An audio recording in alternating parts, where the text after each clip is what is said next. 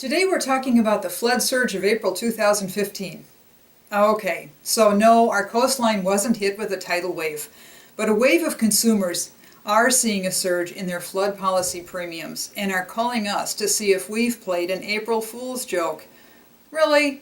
When's the last time you invited an insurance agent to your party to liven it up? Here's what's happening. FEMA, the Federal Emergency Management Agency, the one who regulates flood insurance, is itself flooded with debt. About $24 billion, give or take some change.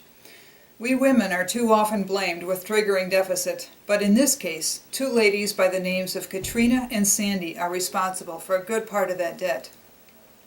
So in order to keep FEMA afloat, Congress enacted a couple of laws that will remove subsidies on certain homes in high-risk flood zones and add surcharges for all flood policies.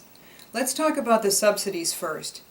If you've had a home in a high-risk flood zone, say close to the beach, I'm envious. I mean the sand, the sun.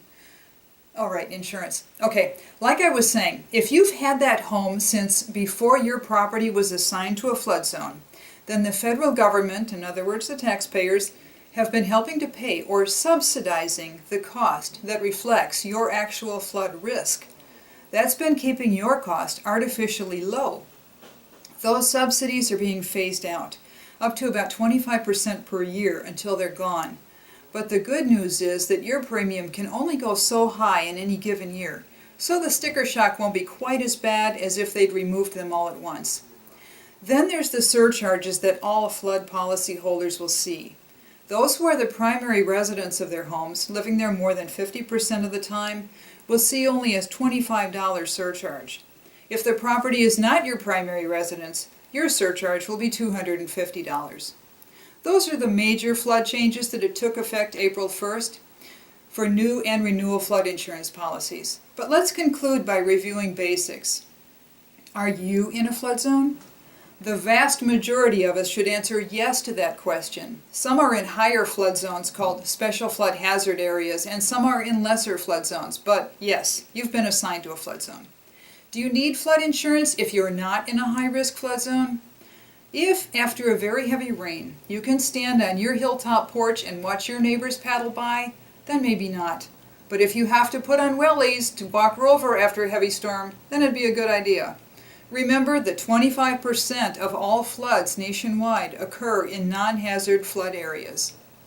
Finally, you know what season is coming up June 1st, right? That's right, hurricane season. You know the drill. Stock up on batteries, boards, water, and processed foods that you wouldn't otherwise eat.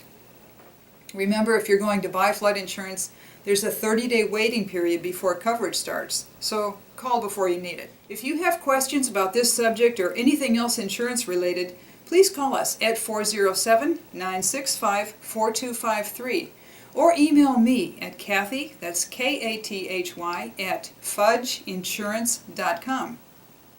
If you have a question that's not insurance related, the answer might not be as well informed, but we'll still try to help. Seriously, take hurricane season seriously. We want you safe.